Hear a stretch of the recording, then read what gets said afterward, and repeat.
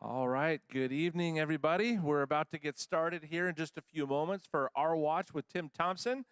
So everybody watching online and those of you that are here tonight with us, thank you for being here. Tonight, Pastor Tim's guest is Braden Ellis, and he has a situation that happened at his college that they're going to be talking about and really the implications of that and what that says about our society. And Pastor Tim will be shedding some light on that and its relevancy to Our Watch and what the mission of Our Watch is all about. So before we go too much further, would you join me as we pray for tonight's program? Heavenly Father, thank you that we can come together here in person and just be with like-minded people.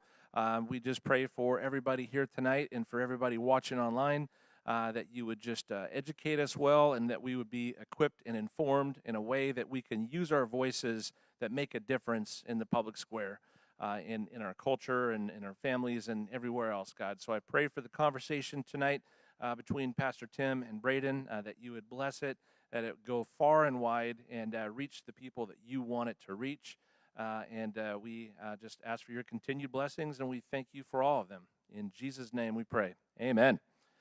Okay, so we're taking an offering for those of you that are here. If you're willing and able to help support and partner with Our Watch, we do appreciate your support. It's because of that we're able to continue doing what we do with the content of things like Our Watch on Wednesday nights and other videos that are made and just other research and things that are done to be able to bring attention to a lot of the cultural issues and topics that are happening right now that are so important to those with a biblical mindset and a Judeo-Christian worldview. So also want to let you know our guest next Wednesday night is going to be Esther Valdez Clayton, and she is an immigration attorney based in San Diego.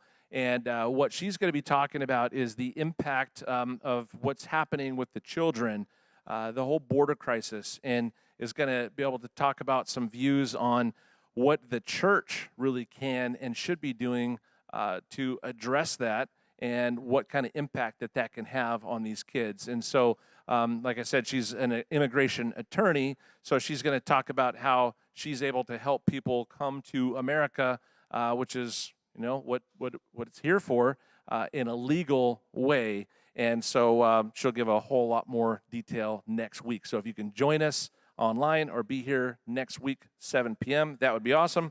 If you haven't done so already, please join the Our Watch email list. Just go to ourwatchnow.com, and there's going to be a place there where you can give your email address and your name. That way you can stay up to date with emails that are sent out, just keeping you informed on different topics and the ways that you can get involved in what Our Watch is doing.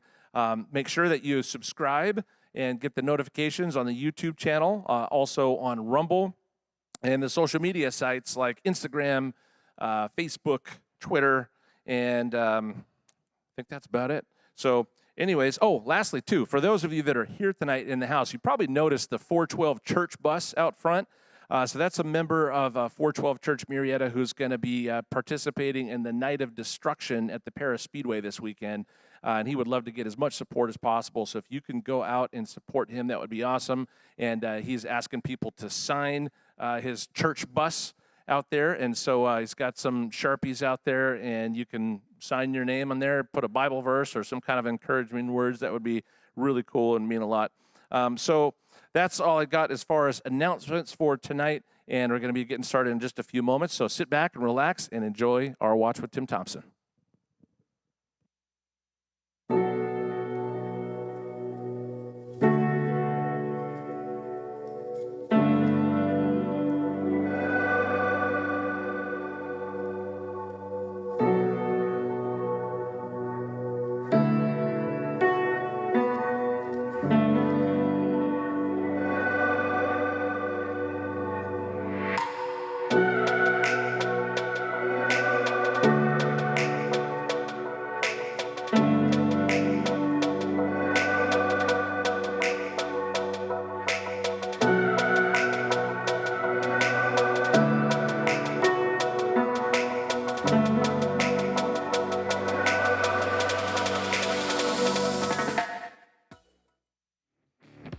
This past year, the radical left with their globalist mindset has burned down our cities, forced businesses to close, and tried to silence our churches.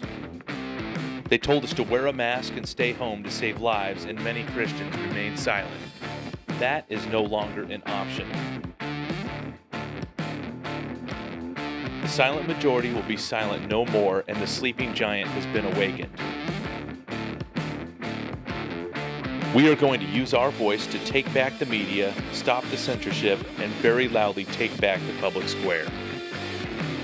I'm Tim Thompson, and this is Our Watch.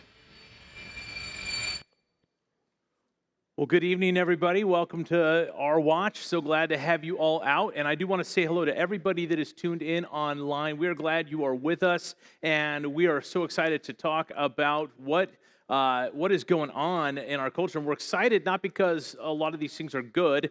We're excited because God has opened our eyes to what's going on all around us, all around the culture, and God is equipping us to get out and be effective. He's emboldening us to do what's right. And tonight we have somebody with us that is definitely, God has chosen him to lead and has opened his story up for much of the world to see what's going on. And I can tell you this, radical leftism has taken over our public education systems, from all the way from preschool all the way through the university level.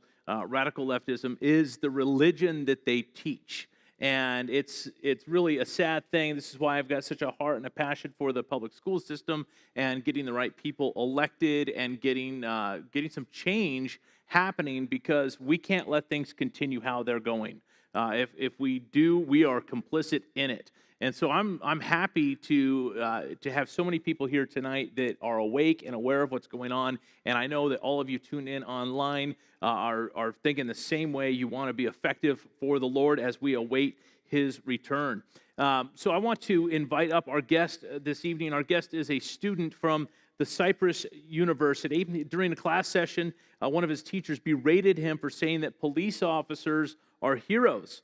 Now, he calmly stood his ground, and as a result, he has encouraged other students to stand up for what they believe in as well. So please welcome our guest this evening, Braden Ellis. Thank you. Braden, how you doing? Hi, Pastor Tim. How are you? I'm really good. I'm Nice really to see grateful you. for you to have made the trip all the way out. Thank you. From your place to ours, and we're happy to have you with us. And I just want to open up before we get into everything that happened. I just want to get into, first and foremost, who you are. So, Definitely. who are you? First of all, my name is Braden Ellis. I'm from Cypress, California. I'm currently a college student that's 19 years old. And I'm also a Christian, like many of you. So my video went viral across the nation and probably even the world about the college professor that basically berated me about calling cops heroes. Something very common sense about 15 years ago, but now that's more controversial, which is sad. So that's a little bit part of who I am. So you're a Christian, your family's Christian, you guys all go to church? Yes, we give do. a little shout out to your pastor right now? I will give out a shout out to my pastor, Pastor Doyle Surratt, Cody Surratt, and Matt Cianfrani from Seacoast Grace in Cypress, California. They're phenomenal pastors and great people to be around. And the Definitely. church is open. Church is open. I love that. Church is open. We have pretty much full capacity, and you don't have to wear a mask, so that's Gotta very love nice, it. right? Gotta love it. That's great. So I want to just show the video that Yes. that we're talking about, that much of the world was talking about for a while, because this really hit, and a lot of people were going, this is just not right, and in many ways it's almost weird. So let's show it, and then we'll talk about it. College professor berating one of her students after he argued police officers are heroes. You're saying police officers should be revered, viewed as heroes? They belong on TV shows with children? I think they are heroes in a sense, because they come to your need and they come and help you. Who do we call when we're in trouble and someone has a knife or a gun? I wouldn't call the police. Why wouldn't you call the police? I don't trust them. To what to say to the college students that are Republicans or conservatives or even Christians like me, don't be afraid to speak out against what they teach in college. And we as Republicans need to remember that we have policies. We have strong policies, and we need to remain strong and tough, but do it with gentleness and respect. What you did, and you stood up for truth and rationality, but those are two concepts now that take some measure of bravery to actually say out loud. I think he's right. It takes a level of bravery, but it really shouldn't, should it? No, I mean, my opening statement, it's common sense to say cops, majority of them are good and faithful servants and they're heroes. It's really not that hard to say, but you say something like that on a college campus, it's over. You're the villain, and they'd be calling you racist, any kind of name they will. It's just a terrible thing to see. So tell me about this class that you were in. What class was this, and how many people were in it? So it was an online class. It was, I think, 35 people. It's a communications class, verbal communication. So you learn to speak to an audience, you learn to look somebody in the eye and shake their hand, whatnot, a professional business environment. Okay, that's not so really... how do you do that online? And then you do. You can't even clap in the class. You had to do this because it was too aggressive, right? That's what the lefties have you do when you're Right, at the city council meetings and stuff. Yes. Seriously, it's what they do. Yeah, no, I've seen it too. Yeah. And I guess it's the American Sign Language, but yeah, so that class basically is a general education class, and you have to take it. It's part of it.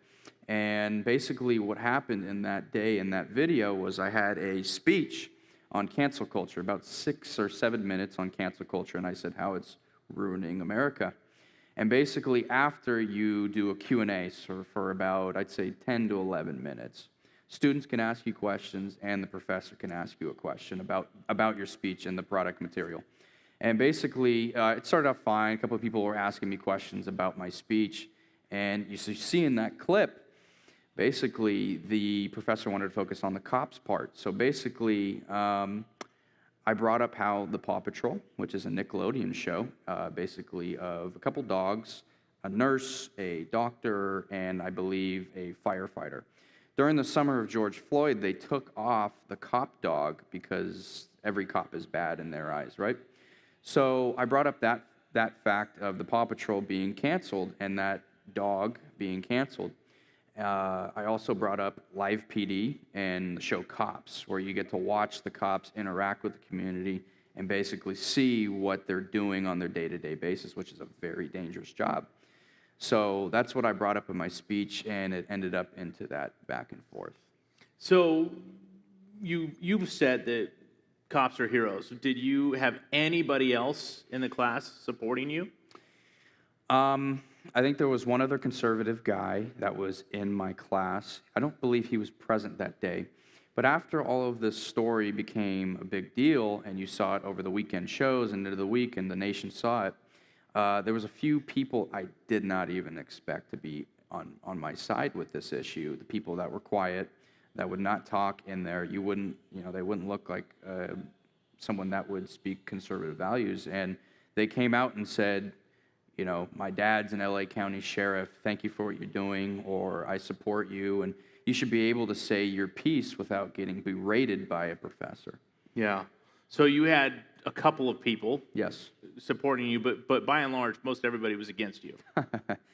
So that was April 28th, I believe, that clip you just saw. Then I went back on Monday, I don't know what date that was, but I went back and I wanted to talk to the students to see what they had to say and what the class was to be about. So that professor you just saw, there was a new professor that came on board, and they wanted to talk about the situation. I said, here we go. And it was just, let's punch Braden Ellis verbally with words, with hate and cussing, and they just stopped the recordings of each class, and basically what I told Pastor Tim was, the analogy I give is when they turned the lights off, put me in the middle of the room and started going at me, punching, but with their words. So it was harassment in my eyes. It was bullying. So that's what the left likes to do, basically, is if a conservative speaks out, especially at 19, like my age, they'll make you feel small. They'll make you feel like the only one. But as he just brought up in that question, that there's people out there that are quiet, the quiet majority, the people you don't expect. You just need to be the first one to say it, and then they'll join you. So that's kind of what happened when I spoke out. So you went into the class trying to accomplish something. Right. You had a clear message you were trying to convey. It was a communications class, but it seems as though she had something she wanted to accomplish as well. Right. She made that pretty clear in the video, but Yes. we didn't get to see the whole video. So was it really clear from the start to finish what her agenda was? I wish we could release the whole hour and 35-minute video, then you really could see, but they don't allow that, so they actually deleted it, so that was kind of sad. But no, I would say that in that clip, people say, oh, is it out of context? No, we'll release the whole hour and 35-minute video, and you'll really see it's not out of context. So, you know, I've had people reach out to me that are my age, that are older, and that are in college, and they say, man, I am a conservative, I'm a Christian, I'm a free thinker, I'm a libertarian. And my professor says these things about Trump is terrible, cops are terrible, like this example. So I've had examples all over the nation, people going on my social media and talking to me and saying their stories. So it's amazing to see. It's not that one college, it's everywhere. It's everywhere. It's spreading like rapid fire. You have CRT, critical race theory, coming in. That's a major thing that the school boards really need to hammer at. So it's an amazing thing to see at 19. So tell us about the professor. Yeah. You know, what's she all about? I don't know her. I don't really know where she's from or who she is, really. I just met her through the screen. I gave her respect because she's my professor. And that's what you do when you're in college. You give respect to your professor, whether that you disagree with them on any kind of policy or belief or religion, whatever it might be. You give them decent respect. And you should expect it back as a student if you're behaving and respecting your professor. So I brought up police are heroes, and I've always given her respect for, you know, what she's saying. But I think that, I don't know if there's any teachers or professors in the crowd. I think a job of a teacher or professor is to encourage and maybe challenge their student to critically think. Not say, okay, the student says one thing, I'm going to go after them and say that you're totally wrong, and I'm going to try to get a gotcha moment out of you and embarrass you in front of the whole class. That's not devil's advocate, which a lot of teachers do in communication and debate classes, which is normal. You want to, if you believe one thing, the teacher's job is to guide you to expand your thinking, but a lot of teachers aren't into that. I remember, well, I wasn't born yet, I can't say I remember, but in the 70s and 80s, and maybe even earlier, Berkeley, you had liberals that were for, I want free speech, free speech, free speech. That used to be a liberal position, not anymore. Yeah, the now liberals, it's free speech as long as you're free to say what I want you to say. That's what it's all about now. You're totally right. Yeah. Colleges, and I've said this to a lot of people, they teach you what to think. They don't teach you how to think. And if they don't have the policy or ideology that you have with the professor, they will punish you for it. And it's not good. You need critical thinking. You need free, independent thinking. Yeah. So she had her agenda. How did you feel when she started in with her barrage of idiocracy? I've always told my mom, I think the night before, I said, I'm really going to go in on this speech and come out as a conservative in my speech, and I hope that it affects some people. I didn't know it was going to blow up and go on Fox News, but I told her, I said, I want to make a difference and say, this is my side to cancel culture, because I never really came out as a conservative in that class before. Maybe a couple people knew, but I threw some hints, but not definitively. So how did it make me feel? I've always told my parents they can't hurt me through the screen. Well, sit there and be in the hot seat for 4 or 5 minutes and include students going at you with it. It's not fun. Your heart starts beating a little bit because you're feeling smaller and smaller and smaller. Now you're in your house, in your room, and you're just doing online school. But yeah, it does hurt. And a lot of people think just because you go on TV and you do these things that, no, they're not human. I can just say you're a terrible person, you're a racist, and it won't hurt them. Well, it does hurt them. It's not fun, and I don't think anybody should have that, including the professor. Yeah, so she thinks that the police are bad. She thinks, nobody, I'm not going to call the police. I'm going to call nobody, she said, right? Yes. So she's going to call no one. This is Does who's anybody buy teaching. This is who's teaching I don't think so. in university. This is a professor that is charged with educating young adults. I'm going to call no one. I mean, what kind of stupid response is that? I mean, I don't understand how the university didn't reprimand her or get rid of her. Find somebody new. If this person is so stupid that they're going to call no one when somebody's doing something like that, then they don't deserve a teaching position. It's that simple. So what would she do then? What you actually asked her about that? Like, do you have a gun? Yeah, I saw where in the middle of the clip, I know there's a longer clip, there's about 3 minutes, and it gets really interesting. I said, okay, you wouldn't call them, that's fine. Well, would you have a gun? Would you have a CCW or something? No, I'd rather go, meaning, I've lived my life, right? That's not wise, but, I've seen, I have an example here, it's a Fox News poll. We have LA City, LA County. They defunded their police. They got rid of $150 million in their budget, and they reduced the number of officers. Then their murders went up in 2021 by 28%. You have New York City. They got rid of $1 billion. You have shootings rising up to 40%. You need cops. You need cops. Because who's going to come to your rescue when you're in trouble? Who's going to come to your rescue when, is it Ghostbusters? No, it's not. That's not going to happen. So you do need cops, and I've met with cops, and I've had people come up to me and tell me their stories, and it's sad. And I think we have a couple clips on it, but it's just amazing to see. Cops are heroes, and I support them all the way. Well, I want to show those clips before we, yeah, absolutely. Before we show the clips, I just want to share some statistics. This also came out Fox News today. Yes. But so far in 2021, there have been 128 officers shot in the line of duty. 128.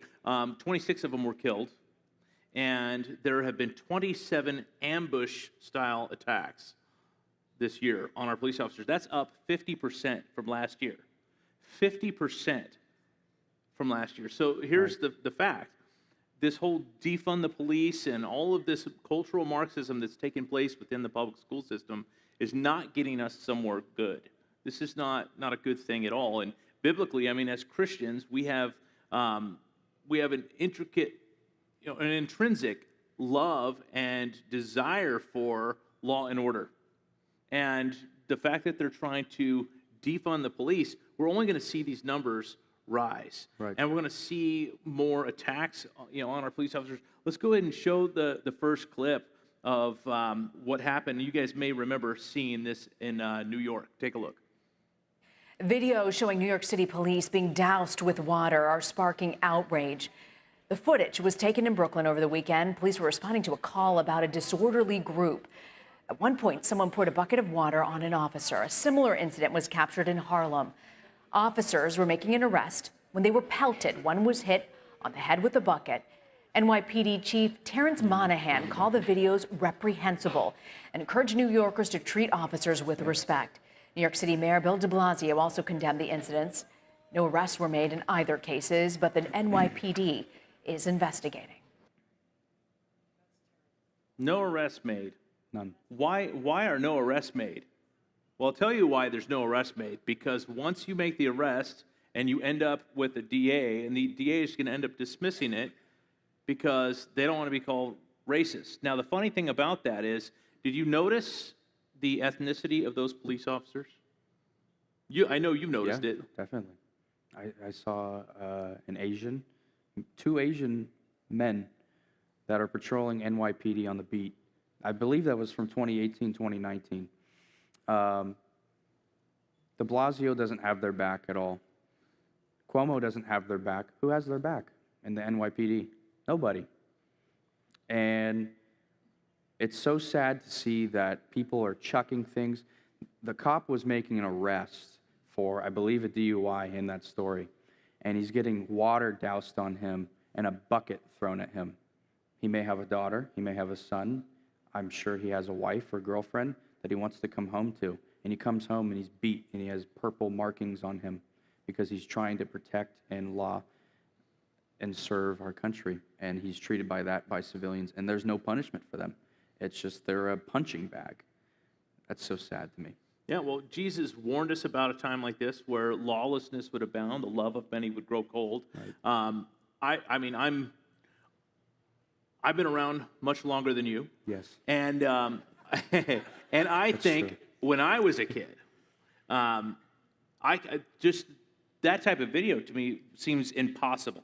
Right. When I was a kid, there's just the thing is, police officers came to our school not because they had to arrest kids at our school, but because they were there for kids to meet the police officer. And kids were excited, and they shook the police officer's hands, and they were like, "You're so awesome." And we were trained up, when I was a kid, we were trained up to know the police officer was somebody you go to if you're in trouble. That's a trusted person. And now you've got people treating police officers like that. We have another video you may remember of the trash can lid. How many of you saw that? Take a look.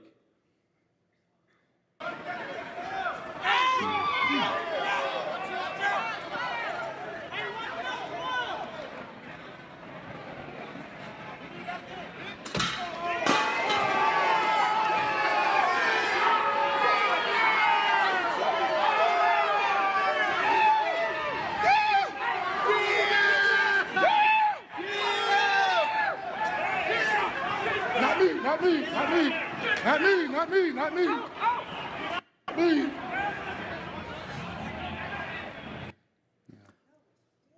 So I got a question. Where are the men? Like, I mean, if I saw somebody do that to a police officer, I would pummel that person. You know, I mean, that to me, that just, it doesn't, I don't understand. So where are the men? Let me ask you that. Where are the men? I don't know. I hope they're out there, and I believe they are. I think a lot of you guys are sitting here too. You guys are proud patriots and faithful servants of the Lord. When you see something like that, it's terrible. They get a metal trash can, they throw it at his neck, and he's begging for help. People start cheering. That was the Minneapolis riots, and I remember even in LA and Long Beach, there was business owners that were barricading up, and police were trying their best to respond to each area. And you had a minority business owner in, I believe, Long Beach, and he's sitting there and he's saying, "Black Lives Matter, Black Lives Matter, no, please don't do this to my business." And they rate his store. They can give a crap about what he's saying or who he is. They just want to take it. Now, not all of them are BLM. People are, trying to cause chaos and everything. But I remember the police were trying to respond to so many things that summer. It was ridiculous. That summer, which in that video as well from Minneapolis, you think their mayor from Minneapolis is going to protect them and say, nice things about them? I mean, where are our leaders to say, "I support the cops"? Oh, well, they're down in Florida with DeSantis, but, it's like, where are the leaders just to say, most cops are good and faithful servants, and they're good people, and they're heroes? So that's what I'm calling for, is just for people to say, or leaders to say, "I support our cops." And if there's a bad video that comes out, okay, let's look at it. But it's just amazing how nobody comes out to their defense and says anything positive about them. So you argued that police are heroes. Yes. And when you did that, did you bring facts and statistics to that argument? When in the video? Yeah, in your class. No. I didn't expect the debate. I really didn't. I just thought, we'd say the speech about cancel culture and how the Paw Patrol got canceled, Live PD and such. I brought in a few statistics of examples of where they've defamed statues and all this, but I didn't bring any stats with the cops because I didn't expect the back and forth like that. So it wasn't, your argument wasn't that police were heroes, it was more the cancel culture side. They're the ones that turned it to the police. They're the ones questioning you about the police are heroes. Well, I do think in that speech I was trying to say cops are heroes because why are you canceling You can't generalize everybody. Even in any group, you can't generalize everybody. Just not everyone's Derek Chauvin, and you can't say every cop is. So that's why they're saying that. I said, cops are good people, and why are we canceling them? So in that speech, I did mention that, cops are good people and heroes, but they did challenge me on that. So I didn't expect it. It's funny. I mean, talking to you, you're 19? I'm 19. 19 yes, years old. yes. Okay, so when I'm talking to you, I feel like I'm talking to a 49-year-old. That's true. You're like the oldest 19-year-old I've ever met. Yeah, so I've heard that. So why I'm hearing you talk about things that are going on in the world, just comments like, the people that support the police are down in Florida with DeSantis. 19-year-olds don't talk like that, though. So you're obviously somebody who's very in tune with what's going on culturally, and you pay attention to what's going on in the world. So why aren't other people your age tuning into that type of stuff? Because they seem to have bought the radical left's narrative that all cops are bad. Why aren't they knowing the things that you know? Because it's popular to be a liberal. It's way popular. And for kids my age, especially 19, so the 16, 17, 18, some people just don't care about politics. And they're just like, oh, whatever. And then they have a boyfriend or girlfriend that might be conservative or liberal, and that'll direct them into that. A lot of things go into if a kid is a liberal or a conservative. I have another poll here that 58% of students reported high positivity towards liberals in college. Then it went up to 70 in 2019. Then it went up to 85 in 2020. So I don't know what 2021 is, but if a house has a broken home, there's no moral foundation, and they send their kids to college and they say education, education, education, which is a good thing. You want to get an education and be smart and be knowledgeable. At the same time, if you send your kid with no moral foundation and no Christianity, or maybe not, let's just say even a conservative background or some kind of economically smart capitalist brain, if you don't have that and you send your kid in there and they're like, oh, I have no morals, I don't know, they're going to follow what the professor says and what the crowd says because it's popular, it's cool, it's fun, I get to have my feelings felt, and that's not the way to go. That's not reality. That's just not life. So that's why a lot of people are more into the liberal agenda. They go on TikTok, and John Ossoff is cool and fresh, but he's not. I don't even know who that is. He's a senator from Georgia, and it's sad. It's sad because they're following the crowd and following the mob, and they're not using their free thinking mind that God gave them. So to answer your question, there you go. Yeah. So it's sad to me to hear you say that being a liberal is cool. Yeah. That's like you're on the cool side. I mean, I know that's how it is, but it's sad to me to know that. So you talked about the 80s, like that was a long, long time ago, but I don't remember it. Yeah. Yeah. I remember that most of the 80s. You're supposed to laugh at that. There you go. Yeah. There you go. Yeah. The 80s, so when I was going through the 80s, there was a thing called punk rock. Yeah. Yes. And punk rock, those were the people that were involved in punk rock, they were the ones that were counterculture. And they basically, you told them not to do something, they did it. Yes. So you tell them, don't do drugs, what do you think they did? Drugs. Yeah, don't have premarital sex, what do you think they did? I mean, anything that they were being told not to do, they went and did it. And so they were punk rock. And there was something that people, when they would see these people involved in punk rock, it was almost like wow, look how counterculture they are. They're saying no to the man. It's weird because you're going to school in a time where to be what you're being is punk rock. Yeah. To be the conservative, to be the Christian, because the culture's telling you to have sex before marriage. Right. The culture's telling you to do drugs. The culture's telling you to do everything that's wicked. Mm-hmm. When you think about it, the culture's telling you that you can be a lovely girl. Yes. The culture, seriously, I mean, this is the thing. I don't plan on being. Yeah, I'm glad you don't, and we would be praying for you if you had plans for that. But knowing just the little bit I've had to talk to your family, I could tell. I mean, you've been raised up correctly. You've been raised up in a family. You've got a sister. I could tell with your sister as well. You two have been raised in a home that has been raised right, and that's so important. And like you said, going off to college, you better hope if you're going to be successful in life, you better hope that you've had parents like yours and a family unit like that. Just knowing your dad has led your whole family into Christianity, and that's what happens when men lead. When men lead, the whole family is going to go along with it because that's how God has designed things. So it's a great structure that you have there at home. I want to share. So I think about when I said, "Where's the men?" I don't have this video, but maybe did you guys see the video of the homeless guy that knocked out the Chinese woman? Knocked her out. And I was asking my wife as I'm looking at this video. So you've seen it? Yes. How many of you guys have seen this? I've seen it. It's a sad thing to see. But so those of you that saw it, I told my wife, my first question was, what is up with those two guys sitting at the table? This man knocks this woman out, and the guys are just sitting there looking, just like, what's going on? Like, where are the men? Get up and pummel that guy.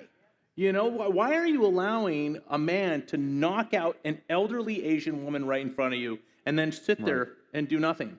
Thankfully, so I do have this video. There was a police officer, and she's an Asian police officer. She's up there in San Francisco, and she got attacked by a homeless man. Right.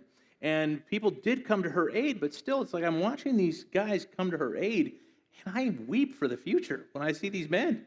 And I don't even like calling them men. Take a look.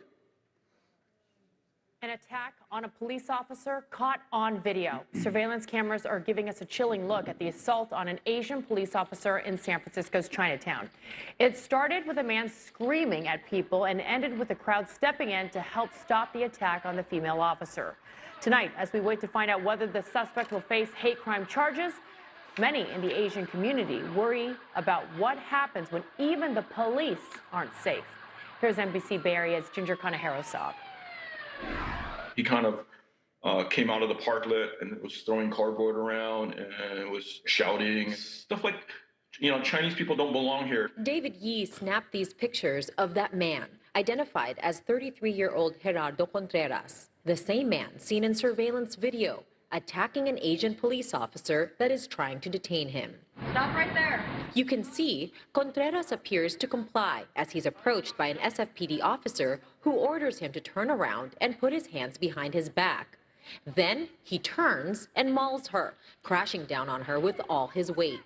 Moments later, at least 4 bystanders rush in to help, pulling Contreras off the officer until backup arrives. The officer suffered what police are calling non-life-threatening injuries. What are those men doing? Do you see that? Come on now. I'm watching this going, what is wrong? One guy, I don't know what he had. My wife thinks he has a dog in his hand or something. He was like Chihuahua. I don't know what it is, but it's like, dude, drop the dog and beat that guy up. What are you doing? Like, do something here. But it's weird to watch what's going on in our culture. What's that? No testosterone. These guys, I don't get it. I don't understand what's going on, but it's quite frustrating to watch. And more and more men seem apt to pull out a cell phone and film it than to deal with the situation. And I don't understand what's going on with that. But I think it's just biblical that lawlessness is going to abound. The love of many is going to grow cold, and we're watching the Bible come alive right in front of us. And it's just, as Bible-believing Christians, it's hard to watch that kind of stuff. Nobody wants to see a policewoman pummeled like that. And it's so funny, like, why are they even going to question whether or not this is going to be treated as a hate crime? I don't know if you caught that, but they said they haven't determined if they're going to treat it as a hate crime. He's in Chinatown saying Chinese people don't belong here, and then attacks a Chinese police officer. This is pretty clear cut. And I'm watching what's going on in our culture, and it's like racism is okay if it's against the right race. It's the way it seems. Right. We had here at the church, we had people plastering anti-Semitic stuff because we're a church that supports Israel. We had anti-Semitic stuff plastered all over. Grotesque things, hundreds of things plastered all over our building. And that's not a hate crime because, it's against Jews. I don't understand what's going on. A lot of friends of mine, I went to a Christian high school for 4 years. Whether you're Republican, Democrat, Independent, Libertarian, the one main thing that this country needs so bad is Jesus. Oh my goodness. Yeah. And you can elect leaders that, belong to your party and everything, but it's more of a spiritual battle. It's more of a spiritual problem anyways, right? Right. So, Pastor Tim brings up the Bible. You got to hold on to that thing and read it daily, and I do too, to challenge myself. So it's amazing how much of a spiritual problem we have in this country, and that's why it's so divided. We need Christ more than anything in this world. Yeah. So you didn't expect, like you said earlier, I didn't know it was going to end up on Fox News. No. You didn't know that this was going to happen, but it did. Yes. And so it's out there. A lot of people are talking about what happened with you, and my question for you then would be, how are you going to capitalize on this? The thing is, God has allowed this to become so public for a reason, and you've been able to encourage other students. Do you see that God may use this, continue this forward in your life, that you would be an influencer? Yeah. I remember the night that, or I guess it was the day that the video was going out there, and then I got a phone call from New York with Fox News, and I was on at 4:30 in the morning Pacific time here, and I was sitting there getting ready for my first interview, and I'm praying to God saying, oh, what am I doing here? What's the next step? What am I? And I'm sitting here. I think this is a capitalized right here because I'm with all you guys, and it's amazing to be here. But am I looking at running for office? If I can, yes. But I still need more prayer and more time to see what I want to do. I do believe that politics is in my blood. I remember when I was younger, I studied all the presidents, and I knew every single president memorized by the number. So you said the 34th. I would tell you the president. Don't ask me now. I'm rusty. I don't know the answer. But politics is in my blood. It's a passion of mine. I'm really focused on it.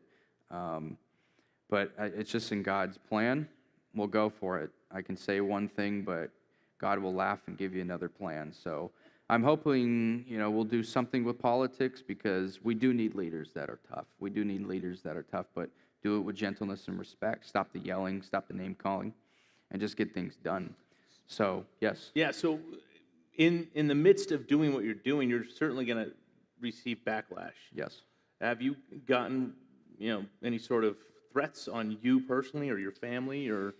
Yes, I've gotten threats through social media, and you have to take them serious, whether you think it's a joke or not, because there's specifics or there's something or whatever. It's a threat, and you have to make sure that it's, whether you think it's credible or not, take it serious. I have, every time I've really gone in public, it's been great people, but you don't know who's coming up to you, because you could have somebody tap on your shoulder, and I'm at the beach or whatever, and you don't know who they are. But no, the reception's been 98% positive. I've had people that are BLM activists to far left say, hey, you know what, I totally disagree with what you're saying, Braden, but I'm glad you're speaking about it, because you should be able to say that. And that's something that could make common ground right there. That's what we need, is free speech, Democrat and Republican, and those people from the far left or BLM have been gracious towards me when I thought they were going to be totally against me. So it's been 98% positive for sure. Good. Yes. Good. And the 2%, here's the fact. Blessed are you. That's what the Bible says. Blessed are you when people revile you and persecute you and say all manner of wickedness against you falsely for his name's sake. They persecuted the prophets before you, and they're gonna persecute you. And that's what they want to do, is get you to shut up. They don't want you to bring that message. So what encouragement would you give for other people your age, as they're in college or they're determining, do I want to go to college? What would you say to encourage them? So per your previous point, by the way, I forgot to bring up something important, which is, someone from the college used the photo of me from 8th grade, calling me a white supremacist. I was 14 years old. I wanted to bring up that too. So that was hurtful too, because it was me and my grandfather, and they're calling us white supremacists. I love my grandfather. I love the photo. I might even frame it. So, but they raised money off of it and created a video, $11,000 or something. That was the GoFundMe? That was the GoFundMe page, yes, that I mentioned to you. So that was sad, and, people can do what they want, but, it's sad because I was 14 in that photo. Come on, how low class do you have to be? You know, I remember Brett Kavanaugh, they used his high school yearbooks, and I remember sitting there watching the hearings, and I'm like, they're using high school yearbooks? Then they used 8th grade against me, so, you know, it's so low class, very low class. But to your other question, encouragement, to anybody that's a Christian, like many of you, or Republican, or even a free thinker, stay strong in your beliefs. Don't let anybody tell you what to think. You have your own independent mind given to you by God, and your own talents and gifts. Keep those, keep it sacred, and use them for the world. We need people that are strong in belief in Jesus. We need people that are strong belief in free thinking. And anybody that's going to college and seeing, oh my gosh, there's CRT everywhere. If you think your kid or the kid is thinking itself is tough and into their morals and has a background with Christianity, they believe in Jesus or whatever, go in there. We need people.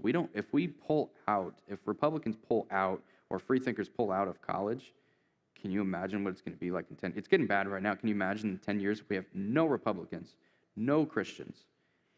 It's terrible. What about the people that we're trying to get on our side? They go to the college, it's over. It's all Democratic, all liberal. So we need fighters in college to go against this ideology that's spreading across our nation. I hear you say we need fighters, but here's the fact: not everybody's a fighter. Nope.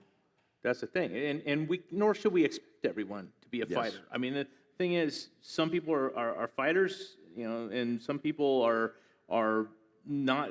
God just didn't create them that way, you know, and they want to just, you know, some people are a nurse.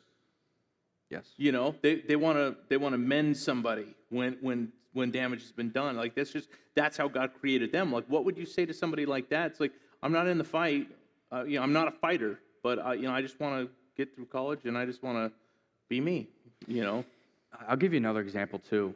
A lot of people, in order to pass the class and they have an essay. In order to pass that assignment, they'll write from the liberal point of view to get a better grade. Those are the people that are, for your example, what you just said, they'll act as a liberal to pass the grade because they're smart enough to know that their professor is more left-leaning or the college is more left-leaning. So the people that are more, you have leaders and followers and such, if you're more of a follower in the background, do your part. I mean, if you're going to go to a public university, I would recommend Hillsdale or Liberty or a private Christian if you're not into the fight and everything. But we do need fighters, that's very true. But if you're more of a follower and you have more of a reserved personality, go in there, do your work, but write your papers, write your assignments, the point of view that you believe. And if you believe you can't be in such a battlefield as that, recommend Hillsdale or a private Christian college or whatever it might be. There's plenty of colleges out there that support the Christian conservative ideology too. Yeah, I hope that answers your question. Yeah, okay, and I would just like to offer some additional encouragement on that. If if you've got your kids going to college, or you yourself are planning to go to college, and let's say you're not the fighter, but you agree with who the fighter is. If you agree, like somebody says, "Hey, I see what Braden did," go and get into a group with other conservatives. Turning Point USA has groups on campus. Like, get involved in those groups. And, you know, that's one thing that we know biblically is that we are supposed to choose our friends wisely. And so it's important to, if you're not the fighter, at least get into a group where there is a fighter, and you guys can encourage that person. You know, you can be a mouthpiece with that. You know, you're not afraid to go up against that professor, but you know, other people might be afraid to go up. Like you had that one young lady that was in your class. You know, she's clearly, she's not a fighter, but she supports you. Yes. And those, you know, we need a group together. The people that agree, we need a group together and encourage the ones that can be that mouthpiece. Right. And you don't even know how big of a support. I mean, you were saying how this young lady you never knew, you would never have guessed that she would be the one that's supporting you. Well, that's my encouragement to if you're the one that would, you never guessed that you're that one, well, then you should go and introduce yourself. Find out who those people are. Introduce yourself and say, I agree with you. I support you. I'm going to encourage you because you know, people like you need that encouragement. You don't want to walk into it. You're going to walk into it way more confident knowing I got this group in my class. They're not going to say anything, but they expect me to. And that, I don't know if you're anything like me, but when I know that people are expecting me to be a voice for them, and I know they're there, and they're waiting, like, hey, what's Tim going to say? Then I'm like, I'm going to really lay it on thick, because I know, like, I'm here to be that voice, and I think that's a cool thing. So get together, find those groups, and encourage one another, because the fighters need the encouragement. Yes, you do. And I think I mentioned this to you, the crowd, but I also mentioned it to the pastor. A lot of conservatives are afraid to speak out, okay? I spoke out, and then people I never even thought came and texted me and said, hey, I support you. Okay, what they do is if you speak out, they'll make you feel small. They'll make you, I guess small, but you just need to be the first conservative to speak out. Others will join you.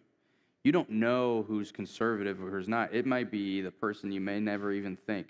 But if you're the first person to be the conservative to speak out, a Christian to speak out, people you won't expect will join you. And the other thing I will say in that clip, you notice the voice is going up, the voice of the professor is going up and up. You see a lot of videos where the Democrats and even the other side go up and up. Okay, if someone has a louder voice, that doesn't mean they have a better argument at all. They're just more emotional. They don't have a better argument if someone's getting louder and louder. Then you kind of know that you got them if they're getting more emotional. Nothing gets a Democrat more crazy than a Republican that speaks facts calmly. So, yeah, it's pretty amazing. 19 years old. I love it. Thanks, guys. Awesome. Well, we are out of time right now, but Braden, I want to thank you for coming out. I want to thank you for what you did, and I want to encourage you to continue and don't give up that fight. And I do pray that God will bring a group of like-minded people around you, and that you'll encourage them as well, and that they'll start speaking up, and really, that can really catch some momentum. So praying for that for you in your future. Talking about somebody who is speaking up and somebody who is going against the culture, we've got next week, Esther Valdez Clayton is going to be on the show. Now, she is a Christian woman. She's a immigration attorney. She's also on the school board down in, what's the island down there? Coronado Island. Coronado School District down there.